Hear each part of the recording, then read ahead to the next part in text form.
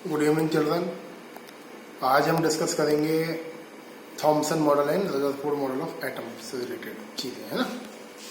Thompson model आपने already पढ़ा हुआ है क्लास 9th में। थॉमसन मॉडल एटम का सबसे बेसिक मॉडल है, मतलब एंशिएंट टाइम का मॉडल है। ये मॉडल आपको बोलता है कि atom is like a sphere. Atom एक स्फीयर के जैसा है और स्फीयर के का जो चार्ज है पूरा वो आपका पॉजिटिवली चार्ज है। स्फीयर के अंदर आपके नेगेटिवली चार्ज इलेक्ट्रॉन्स ट्रैप्ड होते हैं। सुन लीजिए ध्यान से, स्फीयर के अंदर negatively charged electrons are trapped. इसका मतलब क्या है? Electrons do not revolve in atom. Atom के अंदर इलेक्ट्रॉन्स रिवॉल्व नहीं करते हैं, इसीलिए इस एटम के मॉडल को हम स्टेशनरी मॉडल ऑफ एटम भी बोलते हैं। पुराना मॉडल है, देख लीजिए एक बार दोबारा। वाटरमेलन प्लम पुडिंग से हम कंपेयर कर सकते हैं इस मॉडल को। जैसे एटम ये स्फीयर है, इसका जो पूरा स्फीयर है ये होता है पॉजिटिवली चार्ज, और ये जो डॉट डॉट मैंने लगाए हुए हैं ये क्या है? आपका नेगेटिव चार्ज इलेक्ट्रॉन्स। मतलब एटम दो चीजों से बना हुआ है, एक पॉजिटिव चार्ज से और नेगेटिव चार्ज से। स्पेशल क्या है? इलेक्ट्रॉन्स रिवॉल्व नहीं करते हैं। वाटरमेलन से कंपेयर करें तो वाटरमेलन का जो रेड पार्ट होता है खाने वाला, वो रिप्रेजेंट करता है पॉजिटिव चार्ज को, और वाटरमेलन के जो ब्लैक सीड्स हैं वो रिप्रेजेंट करते हैं नेगेटिव चार्ज को। अगर प्लम पुडिंग से कंपेयर करें तो जो कप केक होता है, कप केक पर जो ड्राई फ्रूट्स लगे हुए हैं वो ड्राई फ्रूट्स रिप्रेजेंट करते हैं आपके इलेक्ट्रॉन्स को या नेगेटिव चार्ज को, और आपका जो केक का रिमेनिंग पोर्शन है वो रिप्रेजेंट करता है पॉजिटिव पार्ट को। ये कोई आपसे 11th स्टैंडर्ड में पूछने वाला नहीं है। इंपॉर्टेंट क्या पूछेगा आपसे? पूछेगा इसकी लिमिटेशन। 2 लिमिटेशंस हैं इसकी। Limitation number 1, according to this model electrons not revolve inside of atom. Limitation number 2, this model could not explain alpha particle scattering experiment of Rutherford. आपको याद है रदरफोर्ड ने एक एक्सपेरिमेंट करा था, गोल्ड फॉइल एक्सपेरिमेंट। उस गोल्ड फॉइल एक्सपेरिमेंट को ये मॉडल एक्सप्लेन नहीं करता। ये 2 लिमिटेशन ध्यान रखिएगा, ये आ सकती हैं एग्जाम में। बड़े चलते हैं अगले टॉपिक पर। एटम का सेकंड मॉडल है आपका रदरफोर्ड मॉडल ऑफ एटम। आपने पढ़ा होगा ये alpha scattering experiment class 9th में। एक्सप्लेनेशन डिटेल रेयर चांस से पूछ ले तो बहुत अच्छा है, हमारे लिए बोनस पॉइंट है। रदरफोर्ड ने क्या करा? गोल्ड फॉइल लिया। गोल्ड फॉइल लिया 1000 एटम थिन। यहाँ ध्यान रखना है, why he select only gold foil? Gold foil world का बेस्ट मेलिएबल मेटल होता है। गोल्ड फॉइल से आप सबसे थिन गोल्ड मेटल से आप सबसे थिन फॉइल क्रिएट कर सकते हैं। मतलब इससे पतला शीट किसी दूसरे मेटल का पॉसिबल नहीं है। If Rutherford took any other metal on the place of gold foil, the experiment could not be carried out easily because the particles of alpha plus 2 ions could not pass one side to other side. तो आपको क्या बताना है? एक question है NCERT में कि अगर हम गोल्ड फॉइल के प्लेस पर कोई और दूसरा मेटल लेते हैं तो आपको बोलना है gold is much most malleable metal of world, that's why Rutherford took gold foil. Thickness क्या है? 1000 एटम थिन है। अल्फा पार्टिकल का बॉम्बार्डमेंट करा। अल्फा पार्टिकल होते क्या है? He+2 आयन, हीलियम 2+ आयन को हम बोलते हैं अल्फा पार्टिकल। ये पूछ सकते हैं आपसे, बाकी पुराना ही है। When he bombard alpha particle most of particle pass one side to other side. क्या प्रूव हुआ इससे? इससे प्रूव हुआ एटम का most of space is hollow और एम्प्टी। ये point number 1। Free of alpha particle show deflection with a small angle. कुछ alpha particle ने क्या शो करा? स्मॉल एंगल से डिफ्लेक्शन शो करा। डिफ्लेक्शन शो क्यों करा?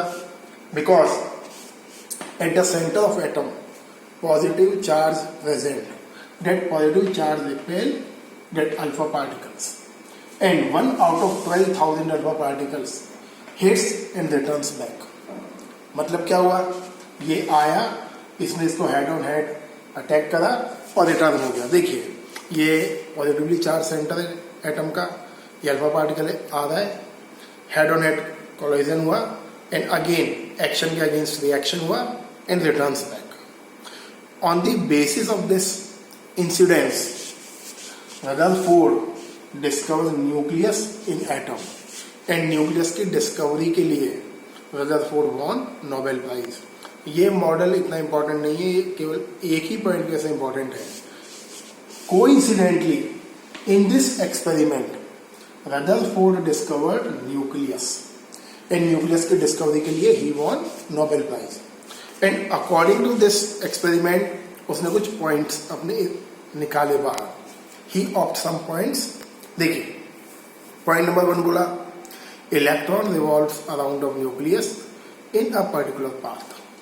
पॉइंट नंबर 2 बोला whole the mass of atom remain concentrated in nucleus. ये 2 पॉइंट इंपॉर्टेंट है, क्लियर है। When electron revolve around of nucleus they maintain a particular distance. तो ये इसके मेन पॉइंट्स है। ड्रॉबैक क्या है देखते हैं आगे। इसके ड्रॉबैक आपसे पूछ सकता है, स्पेशल सुनिए। ड्रॉबैक नंबर 1 बोलता है मैक्सवेल वॉज द साइंटिस्ट। वो बोलता है कि when a negatively charge particle revolve around a positively charge nucleus then force of attraction should work between electron and nucleus, and due to the continuous acceleration and loss of energy electron should fall in nucleus ultimately। मतलब ये Maxwell बोलता है कि अगर electron nucleus का round of revolve करेगा तो electron का चार्ज नेगेटिव है, न्यूक्लियस का चार्ज पॉजिटिव है, तो फोर्स ऑफ अट्रैक्शन जनरेट होना चाहिए, and due to this force of attraction electron should fall in nucleus. लेकिन electron should not fall in nucleus in any condition. Due to this he could explain atom is stable, but why electron not fall in nucleus? The point was not properly explained by Rutherford। सबसे बड़ा drawback है ये इस model का, जिसने इस model को flop करा। Point number 2 at what distance from the nucleus electron revolve. जैसे देखिए आप पढ़ते हैं ना शेल्स, के शेल, एल शेल, तो इससे क्वेश्चन पूछा what is the distance at which electron revolve from the nucleus. किस पर्टिकुलर डिस्टेंस पर आपका इलेक्ट्रॉन न्यूक्लियस से रिवॉल्व करता है। He could not explain. Third है stability of atom. Why does an atom is stable. Atom stable क्यों होता है, मतलब एटम का जो फ्री एग्जिस्टेंस है केमिकल रिएक्शन में क्यों पॉसिबल है। एटम स्टेबल क्यों है, why some atoms are unstable and why some atoms are stable. He could not explain. कुछ पूछे या ना पूछे इसके ड्रॉबैक्स आपको आ सकते हैं। चलते हैं टॉपिक। देखिए इस टॉपिक से आपका क्लास 11 का केमिस्ट्री स्टार्ट होता है। अभी तक जब भी आपने पढ़ा ऑलरेडी आप 9-10 में पढ़ चुके हैं। मैं नहीं भी पढ़ाता ऑलरेडी वो आपको आता है। यहाँ से बिल्कुल आपका नया 11th क्लास स्टैंडर्ड स्टार्ट होता है। देखिए फर्स्ट टॉपिक है आइसो इलेक्ट्रॉनिक स्पीशीज।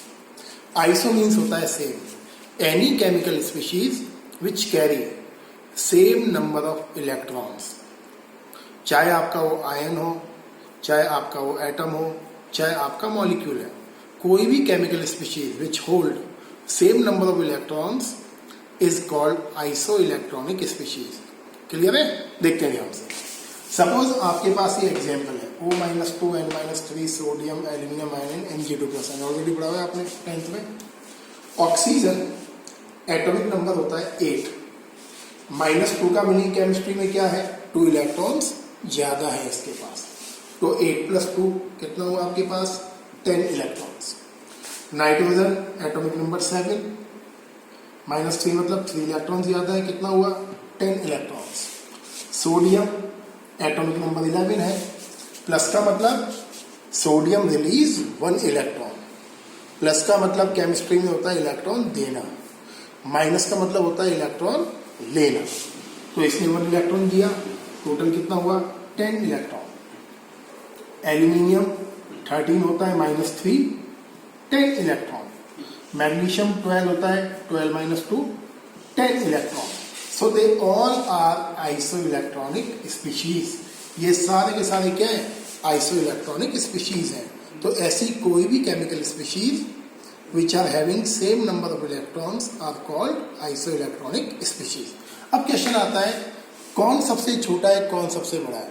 तो अभी मैं आपको ट्रिक बता रहा हूं, इसका पूरा detail you will see in chapter number 4 classification of elements वाले चैप्टर का डिटेल आना है. तो अभी मैं आपको केवल इसका ट्रिक बता रहा हूं.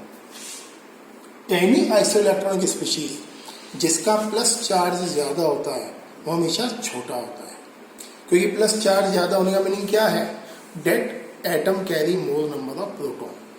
जिसका माइनस चार्ज ज्यादा है उसका मीनिंग क्या है, डेट एलिमेंट एटम और ion carry more number of electron. पढ़ा हुआ है आपने 10th में. प्रोटॉन ज्यादा होंगे साइज छोटा हो जाएगा, इलेक्ट्रॉन ज्यादा होंगे साइज इंक्रीज होगा. तो सबसे जो छोटा यहाँ आयन है वो है आपका Al+2. उससे छोटा क्या है Mg+2. इससे बड़ा कौन है आपका Na+. इससे बड़ा कौन है आपका O-2 और सबसे बड़ा कौन है N-3. तो ये इसका इंक्रीजिंग ऑर्डर ऑफ साइज का पैटर्न है, ध्यान रखना है. सबसे छोटा प्लस चार्ज है, सबसे बड़ा माइनस चार्ज है. ये पैटर्न ओनली आइसोइलेक्ट्रॉनिक स्पीशीज में ही फॉलो होगा. जितना मैंने आज पढ़ाया है उसको ध्यान से एक बार देख लीजिए. कल से इंपॉर्टेंट टॉपिक्स स्टार्ट होंगे क्लास 11th के. Thank you. नमस्कार.